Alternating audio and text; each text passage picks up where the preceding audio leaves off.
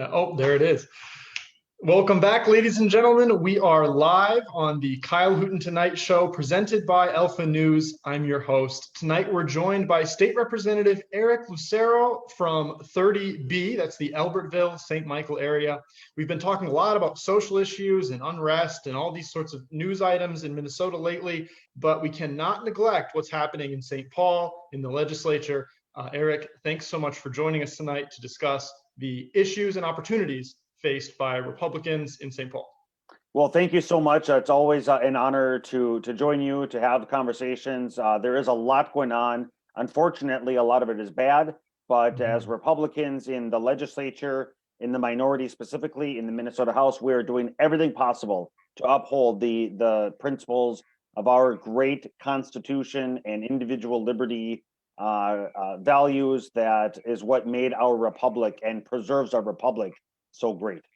Absolutely. We're glad to hear you guys are taking up the fight, even though it may be a little bit uphill. Right off the bat here, I want to get your thoughts on some stuff about vaccine passports. Last week, Governor Walz signaled that he would not be open to the idea, but just yesterday, the Minnesota Department of Health, in a statement on Facebook, alluded to the possibility of vaccine passports, saying, quote, "We don't know yet if you'll need to show proof of vaccination for things like traveling." That's very concerning. What are your thoughts on this issue, and where are we at legislatively? This is a terrible idea, and it is one that we have seen in other states already. New York, they've implemented it. I think it was the governor of Connecticut, if I remember correctly, who was exploring it. And there are tech companies, big pharma, and others that are definitely pushing hard for vaccine passports. And in the state of Minnesota, Governor Walz was a little bit, he was less, I want to say, clear than as you described it. He actually said something effective. He had no intentions of implementing vaccine passports. Well, you know what? Intentions change like that, especially with Governor Walz. I do not trust anything that comes out of his mouth, because he can look this way and then one day later move in another direction. So despite what his intentions are, despite what Governor Walz says, we know that vaccine passports is something that big government is pushing. And I absolutely oppose this, and there are many Republicans that oppose this effort. So for those who may not know specifically what vaccine passports are, vaccine passports would be the requirement of a document, whether it be a physical document or it could be an app on a mobile phone, that shows that you have been vaccinated. And while obviously the conversation that's being sparked right now is for COVID-19 related, it's not just COVID-19. I and my colleagues, Representative Mary Franzen, we put together a bill that is going to be introduced tomorrow that would expressly prohibit vaccine passports from being used by government, being required by businesses in Minnesota for a prerequisite for a customer to engage in commerce, such as entering their premise or any type of business. And to the point of travel, I actually have the bill right here on my screen. And we expressly call out travel by air, train, water, rental car. Again, any type of commerce, this would be prohibited. And we actually take the next step that says government cannot use any funds whatsoever. Let me see if I can find the exact verbiage here. To study, plan, or implement vaccine passports, vaccine passes, or vaccine credential infrastructures. We do not want this whatsoever. That's the bill that will be introduced tomorrow. Absolutely. Glad to hear it. For those of us who are just tuning in, we're live right now with Eric Lucero, state representative in Minnesota. He's telling us about a new bill they're going to introduce tomorrow. He's going to introduce it in coordination with Representative Mary Franzen, which will prohibit Minnesota from instituting any kind of vaccine passport system. Tell me, you mentioned that this bill would also prohibit private businesses from instituting their own vaccine passport system. We've heard some people say that, this is the right of the business to discriminate against unvaccinated customers in this way. What's your response to that argument? Totally. So the reason I'm having that language in there, and that's a fair assessment, is does this requirement infringe on a private property or private owner or private business rights, right? Fair question. Well, the fact is Governor Walz, President Biden, and other Democrats, they're being coy with the language. They might say government, but we know that we've just saw with Coca-Cola. We saw what happened out east there in Georgia. right? Big business is stepping into the political sphere. They are being pressured. These radical progressives are not content in keeping the battle in the political arena of the legislature. They are now taking the pressure to businesses. And I do not trust big business whatsoever. I do not trust the Bill Gates types with Microsoft. I don't trust the Amazon. I don't trust it could be the Targets, the Coca-Colas, any of these. It was Delta Airlines in the case of Georgia. The fact is that big business has incredible influence. And so while government may not be funding or issuing vaccine passports, the same can be accomplished when these radical progressives pressure big business who don't have a spine, who don't have a backbone, who don't care about individual liberty and constitutional principles. I do not trust big business for implementing vaccine passports by requiring them for customers. Imagine the headline, Target comes out. In order for you to shop at Target, you need to present a vaccine passport, or any of these other big businesses. We do not want that. I don't trust them. And so while I do understand and I'm sensitive to the private property rights, we do have a whole host of requirements that private property owners must abide by. This would not be the first. And I do not believe that it's too much of an infringement to say, hey, you know what? You cannot require a vaccine passport to do business with customers in Minnesota. Absolutely. I'm with you there 100%. It does seem a little bit naive to say, big business, in the name of free markets, we're going to allow you to require these vaccine passports when those same businesses turn around and push these ultra leftist, verging on Marxist ideas. Why would we give them anything if they're going to turn around and spit in our face? Good point. I completely agree with you there. Where do you think this bill is going to go? Are you sensing a lot of enthusiasm from your Republican colleagues? From Republicans, yes. There's a number of those that have come out, both on the state level and the national level, expressing concerns for vaccine passports and expressing support to prohibit them. But unfortunately, I'm in the minority in the House. So the reality is this bill is not going to see the light of day because Democrats, big government Democrats, whose religion is government, they want these type of government mandates. They're going to make sure that it doesn't see the light of day. We have to hope that those in the Senate, whether it be this bill or other provisions and maybe other avenues, will be pushing for a prohibition because, like I said, Democrats are going to do everything they can to step on those bills, those initiatives that would seek to maintain and retain our God-given individual liberties, such as our private medical information and having to disclose that to anybody. Absolutely. So if we do see the emergence of some sort of vaccine passport system, how do you predict it would happen? Would it be a bill? Would it be businesses just doing it sporadically? Would it be something that we see coming down from the Walz administration? How would that occur? Well, it wouldn't be a bill now because the Republican-controlled Senate would certainly kill a legislative attempt to require vaccine passports. Good. But Governor Walz, again, I trust him about as far as I can throw him, and I can't throw him at all. From potentially continuing his over a year now abuse of emergency powers and perhaps mandating this from the executive branch. That might be the avenue it comes from. Absolutely. Very concerning stuff. Or it could be big business. It might be nothing in government. It might just simply be business requires it, right? I just saw a headline, I think was it today or yesterday, where there was 100 businesses, 100 leaders of big business who got together to promote, and I forget the exact headline, to promote progressive ideas. So you may have seen that headline. Yeah. Again, if those same 100 business owners got together and began to mandate vaccine passports, again, doesn't even require anything from a legislative or government standpoint. Yeah, corporate power has become the fourth branch of government, and they have absolute veto authority. There's not much people can do about it at this point. It's very concerning. So if it does come down to some sort of executive action coming from the Walz administration, what recourse does the legislature have, or do they not have any because of the division? Yeah, I would say there's going to be little we can do because unfortunately we're stuck in an arena where the Democrat majority is going to play defense for Governor Walz and just simply allow any and everything. They're going to rubber stamp and prevent anything, any type of accountability, any type of check and balance that our constitutional system requires. They're definitely not going to get in the way of Governor Walz continuing his abuse of power. Absolutely. Moving on from the topic of vaccine passports, very pressing issue. We're very glad to see that your bill is going to be introduced tomorrow. But moving on from that, obviously we've had another round of civil unrest here in Minnesota following death at the hands of a police officer.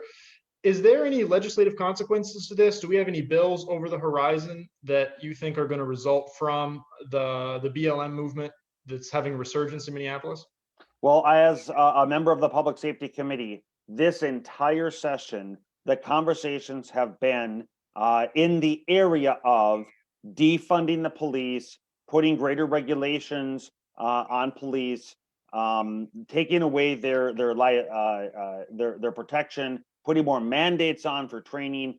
That's what all these conversations have been. And from a legislative perspective, what I see potentially happening, well, not potentially, it is going to happen in the Democrat-controlled House. They're going to pass proposals that are very radical, that do not protect law-abiding citizens, that do not protect Minnesotans, that make it more difficult for our professional men and women in law enforcement who are risking their lives each and every day to protect ours, right? Just like any industry, unfortunately, mistakes are made. And people will be held accountable when that happens, when mistakes are made, or when blatant violations of law occur, or violations of policy occur. But what's happening is they can, the same group that speaks against, you can't be prejudiced, you can't group all classes of people together and paint with a broad brush. That same group that says that in regards to every other demographic is doing that very thing when it comes to police. They're saying all police is bad.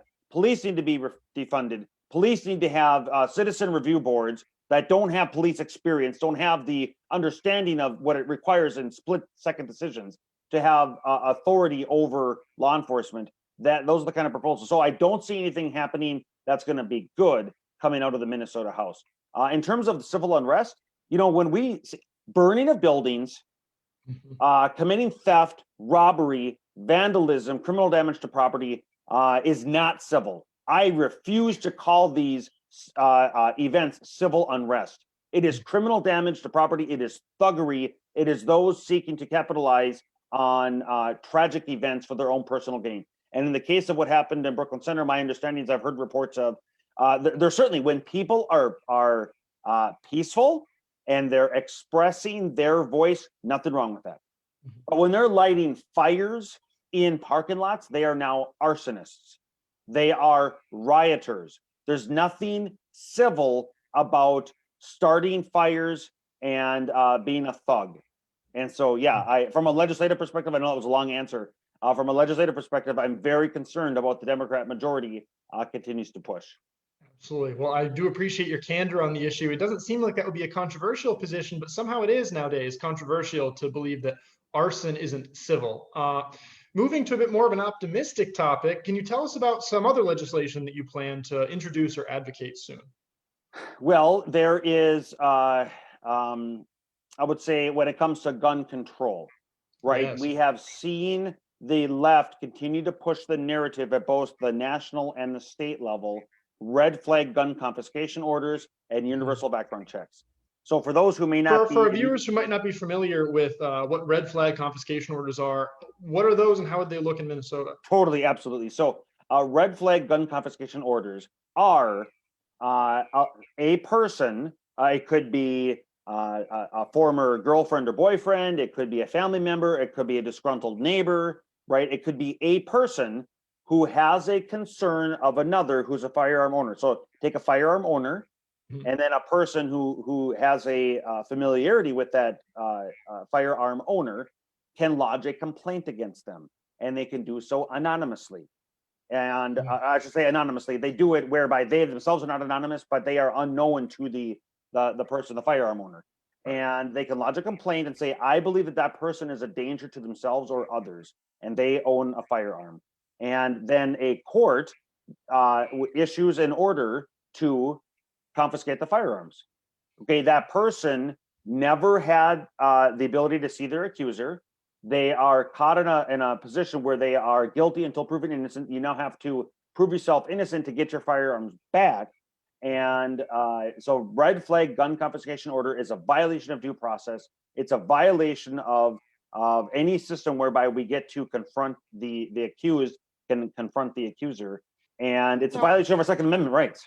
I remember 3 years ago when this was controversial, red flag laws, that was like a hot button issue. That was something that was coming down the pipe, but we had a lot of time to sort of strategize against. But now it seems to be right upon us. How imminent is this threat to Second Amendment rights in Minnesota? Well, in Minnesota, I'm very comfortable right now because the reason we're not hearing about it in Minnesota from a legislative perspective is because the Democrat went from a majority of, I think it was over 12, they now have a majority by 4. And there are more than 4 pro Second Amendment rural Democrats. And so because they know that they don't have a majority of gun control advocates, they aren't even bringing the legislation forward in Minnesota. But you continue to hear talk about it from a national level, right? President Biden is talking about red flag gun confiscation orders. The next one is universal background. You know, they use this language, this verbiage on purpose that sounds warm and fuzzy.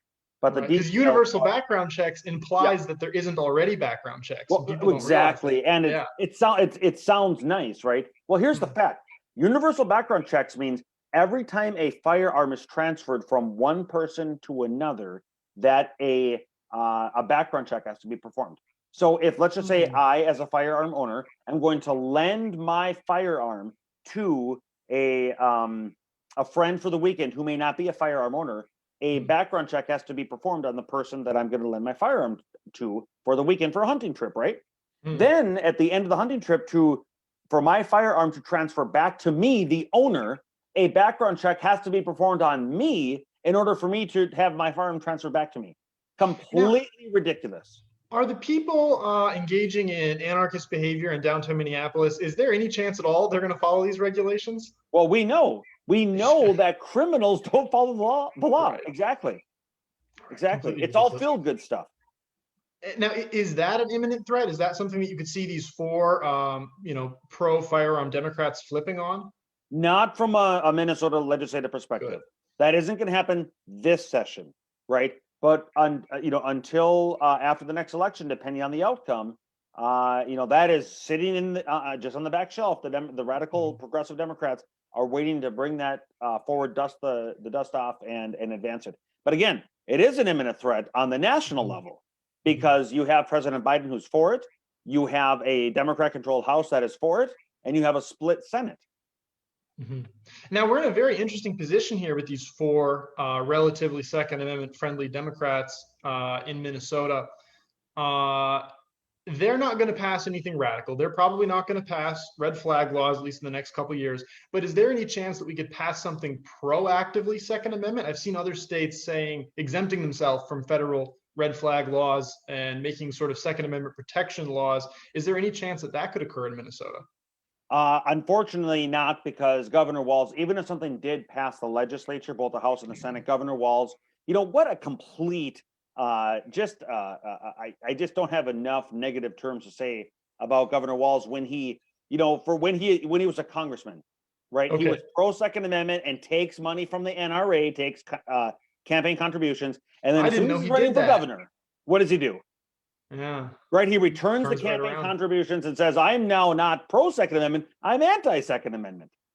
So anyway, I don't see anything happening on the Minnesota level that would advance Second Amendment rights, but that doesn't mean we're not going to try. So I'm the chief author of several bills, and there are other Republicans that are the chief author of bills that include constitutional carry, right, which is permitless carry, stand your ground, and castle doctrine bills.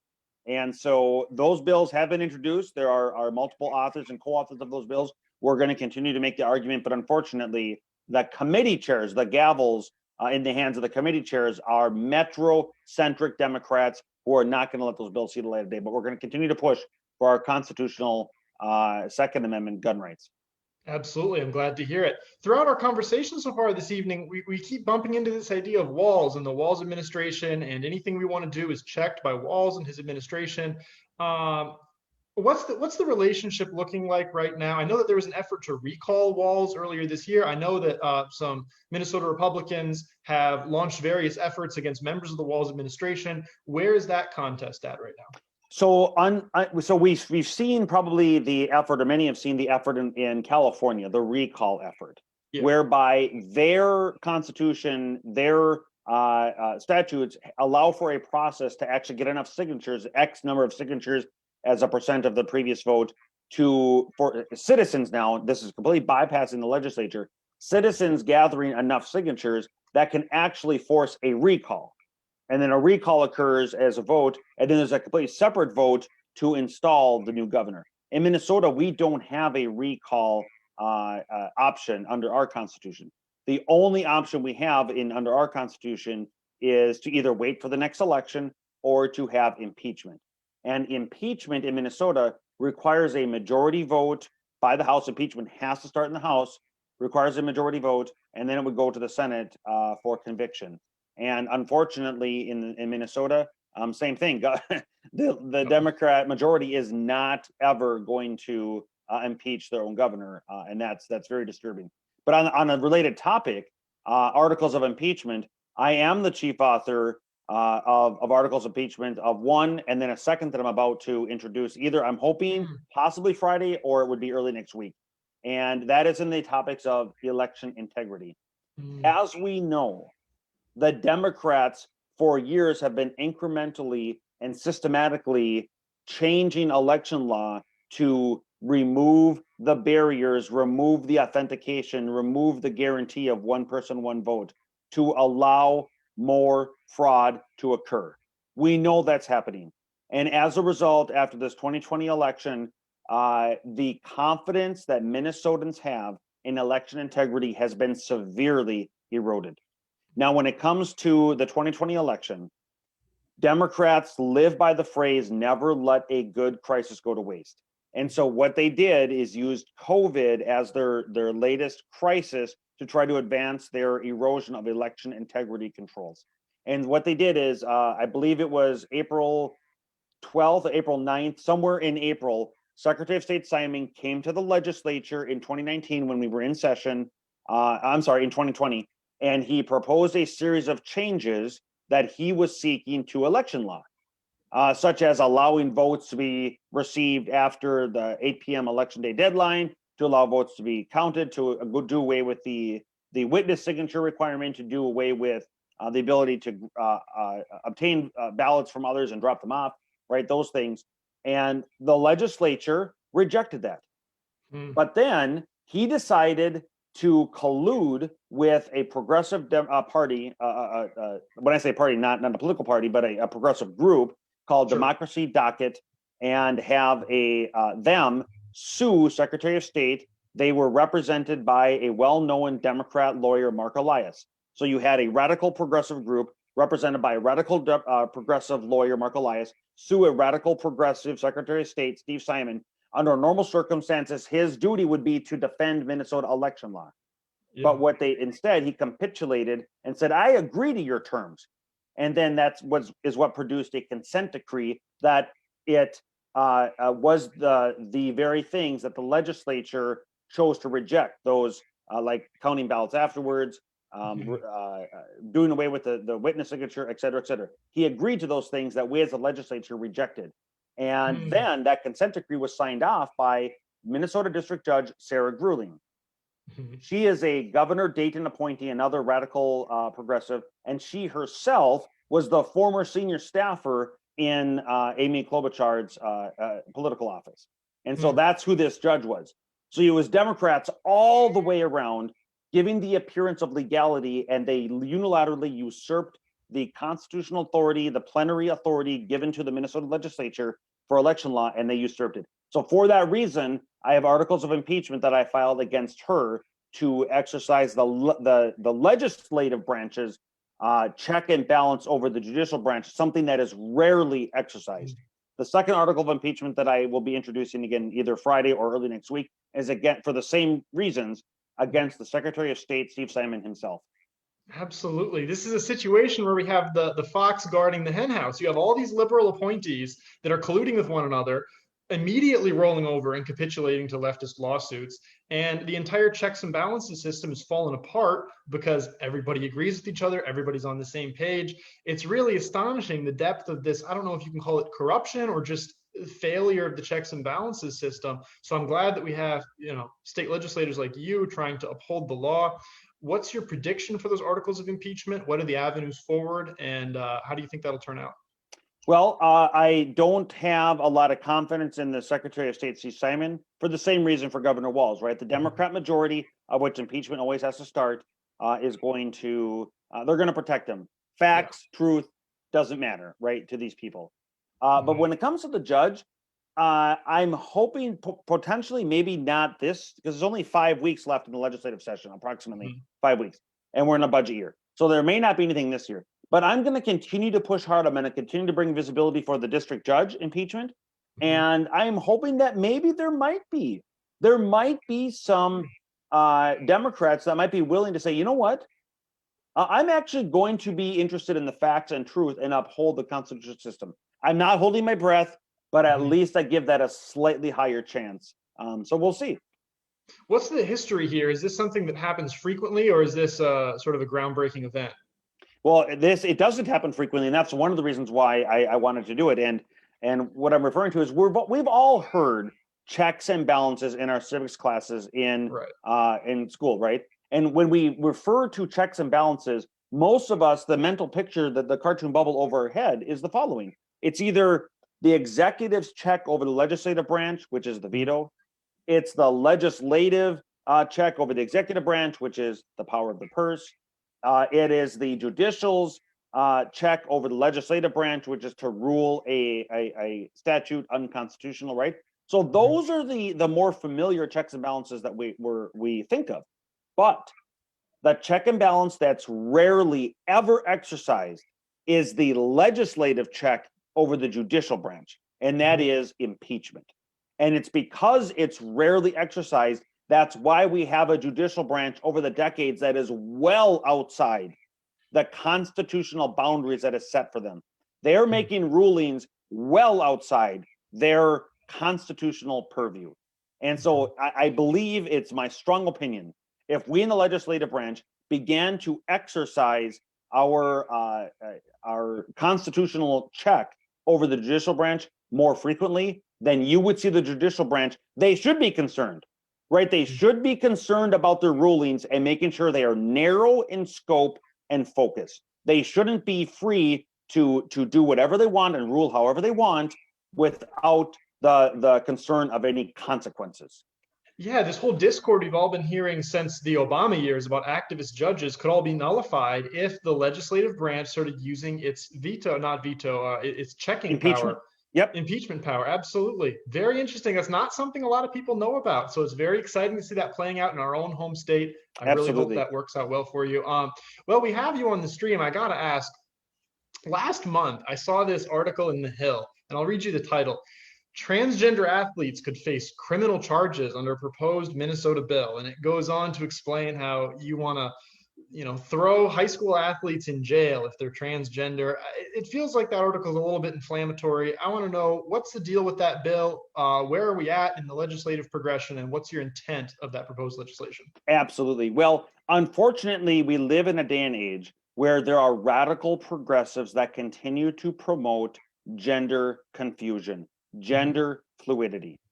And what they're teaching is the antithesis of what thousands of years of human history demonstrates, and that is male and female.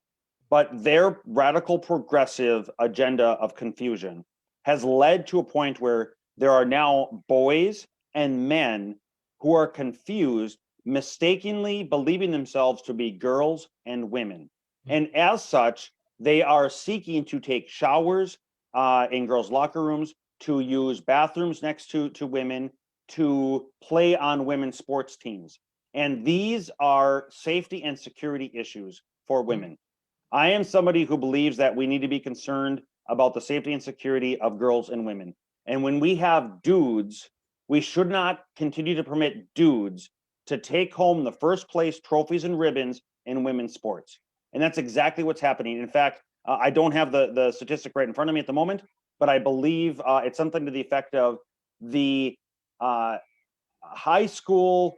There was a high school track event winner has a better record than the Olympic women. So the men record holder in some track and field sprint event is faster than the Olympic women in the same event.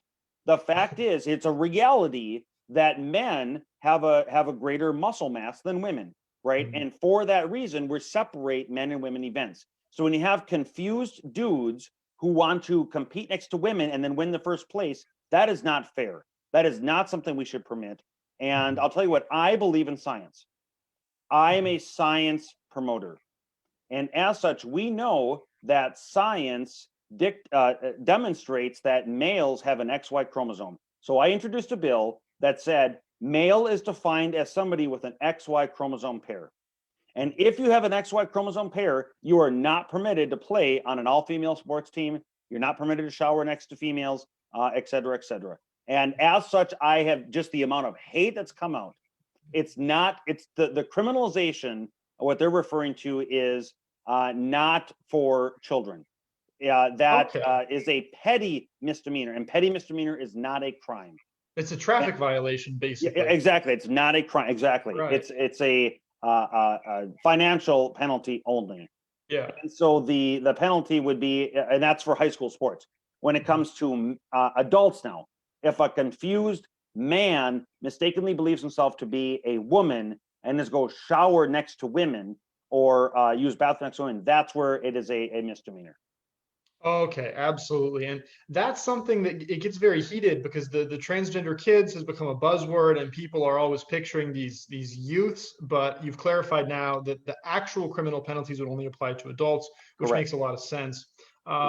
Where is that bill? I predict it at best will end up getting shot down by...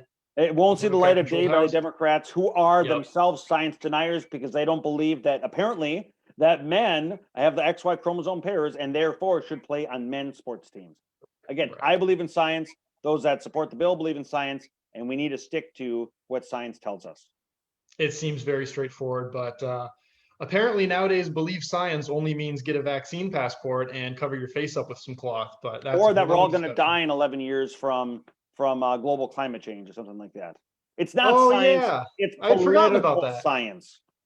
Right. Looks like we're sort of coming up on time here, but I want to give you the chance. Is there anything else that we should be aware of? Any other challenges or opportunities happening in the state legislature that we haven't covered yet?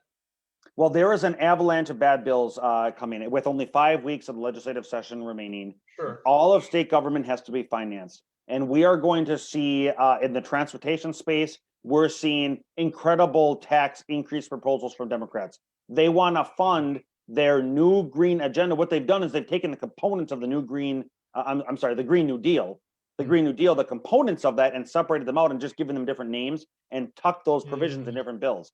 And we're seeing that in many different bills now, these same Green New Deal provisions. In the what happens if we don't have time? What happens if we don't have time to sort of surgically remove all those little provisions in just 5 weeks? Well, they're going to pass the House. Yeah. The question is, can we get the Senate? We have to first identify them all and ensure that those provisions do not pass the Republican-controlled Senate. And so we're seeing that. We're seeing incredible tax increases in the tax bill. We're seeing just tax increases up the wazoo. We are already in a multi-billion-dollar surplus, and yet they want to increase taxes more on hardworking Minnesotans and businesses in a time when there's no reason to. We're in a surplus. They want to spend frivolously. They take any initiative and just put justice after it. Environmental justice, social justice, housing justice, education justice, right? Everything that the Democrats are pushing, they say that every disparity that exists, where a disparity exists, whether it be in prisons, whether it be in housing, whether it be in education, wherever a disparity exists, it is the result of racism, which is a complete false narrative. The reality is we are individuals that are controlled by our decisions. We are not leaves blowing around and our lives are the product of forces that are external and that we don't control. That's the narrative they want to push. Racism is not the cause of these disparities. It is poor policy. It is those that are unfortunately dependent on government, like in the education or other spaces, right? They're trapped in failing school systems. Those are the reasons for disparities. What we need to do is to empower parents, empower individuals to make the self-determined choices for themselves and their children. And that is how you're going to eliminate these disparities. It is not racism. Our law enforcement are not filled with white supremacists, which is what we actually heard in the Public Safety Committee. The narratives that are coming down are dangerous, they're poison, and that's the thing that Minnesotans need to push back on and call their legislators and let them know they do not support these policies that are bad. They're lies and they're poison.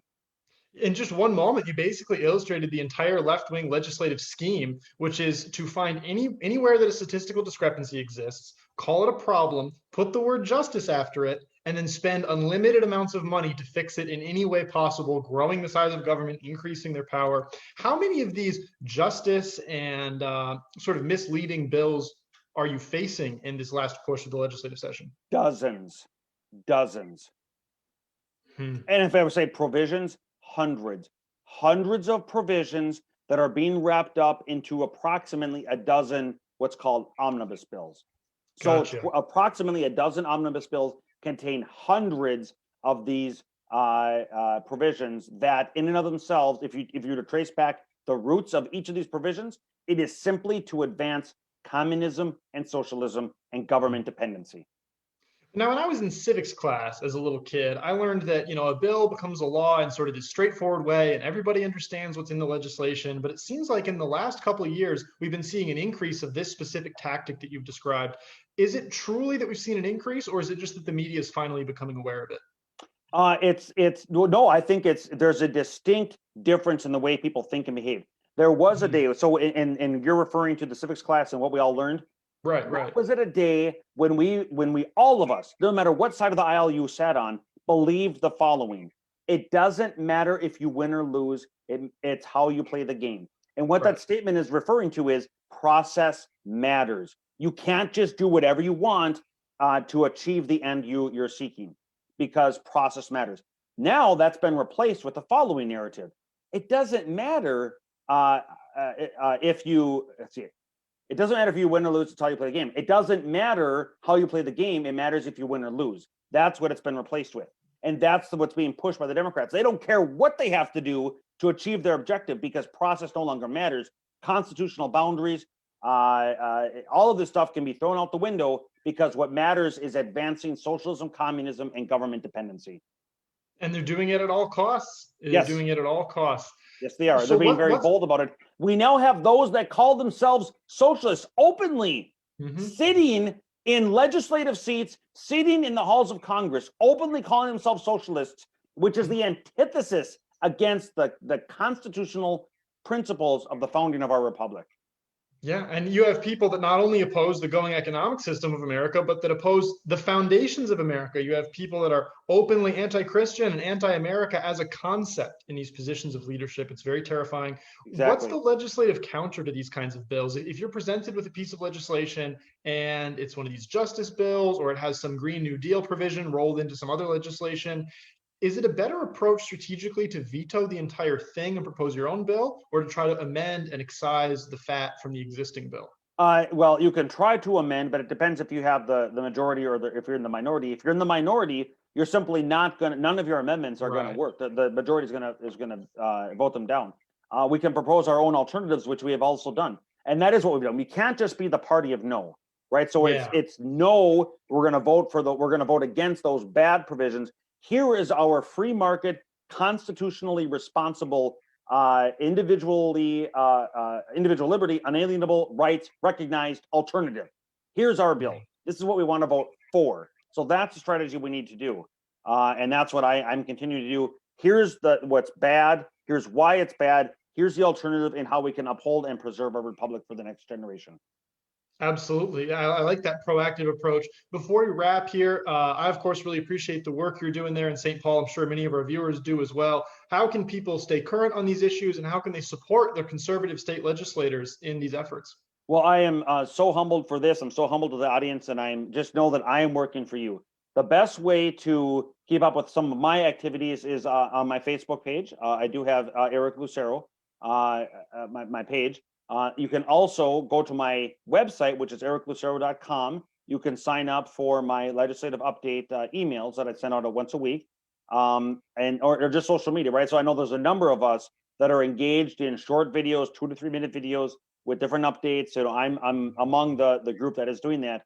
That's how you can keep up to date with what's happening. And we need to stay diligent as those that care for conservative, limited government and for the future. We cannot sit. I know many of us are demoralized after the last election. I get it, but the only thing required for evil to prevail is for good people to do nothing. And that's why we can't be in a position where we're doing nothing. We have to get up, dust our shoes off, brush the dust off our shoes, and continue fighting, continue advancing, because the hearts and minds of the children are so incredibly important right now, and that's whose hearts and minds we have to win over. Absolutely. That's the message we appreciate on the show. That's what we're trying to spread. Representative Lucero, thank you so much for your fight. Thank you so much for being with us. And to our viewers, thanks for watching. God bless and have a great rest of your evening. Thank you.